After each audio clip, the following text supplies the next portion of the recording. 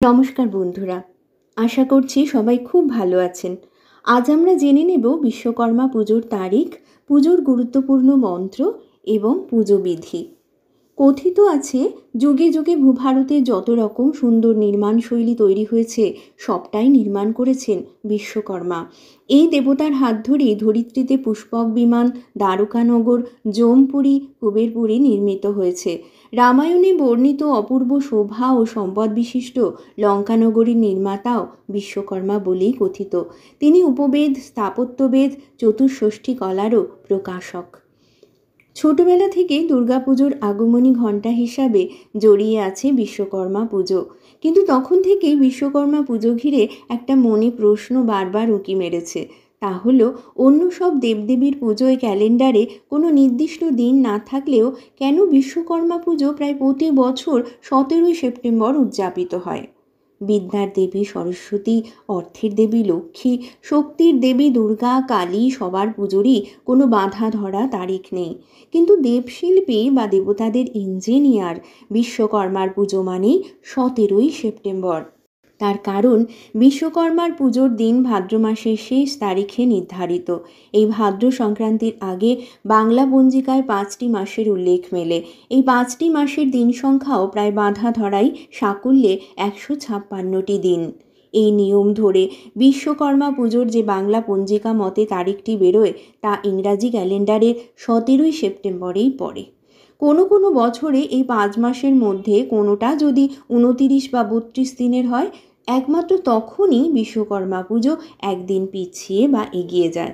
তবে তা খুবই ব্যতিক্রমী ঘটনা। এই বছরেও নিয়মের অন্যথা হয়নি। সূর্য নিয়ম মেনে প্রতিষ্ঠিত হবেন কন্যা রাশিতে। ভাদ্র সংক্রান্তির আগে বাংলা পঞ্জিকার 5টি মাসের দিন সংখ্যাও 156টি থেকেছে এবং 17 সেপ্টেম্বর উদযাপিত হতে চলেছে বিশ্বকর্মা পুজো। আকাশ রঙিন হয়ে উঠবে ঘুড়ির সম্ভারে, আসন্ন উৎসবের সূচনার বার্তা নিয়ে। তাহলে চলুন জেনে নেওয়া যাক বিশ্বকর্মা পুজোর বিধি। প্রথমে পুজোর স্থানটি পরিষ্কার করে নিতে হবে। তারপর বিশ্বকর্মার মূর্তি বা ছবি স্থাপন করতে হবে।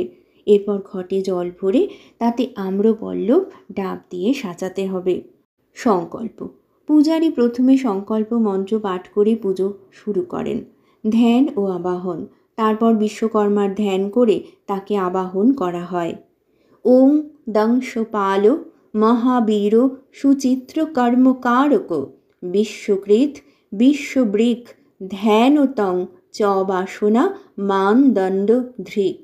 আসন প্রদান: মূর্তিকে বা ছবিতে পুজো দিয়ে আসন প্রদান করা হয়।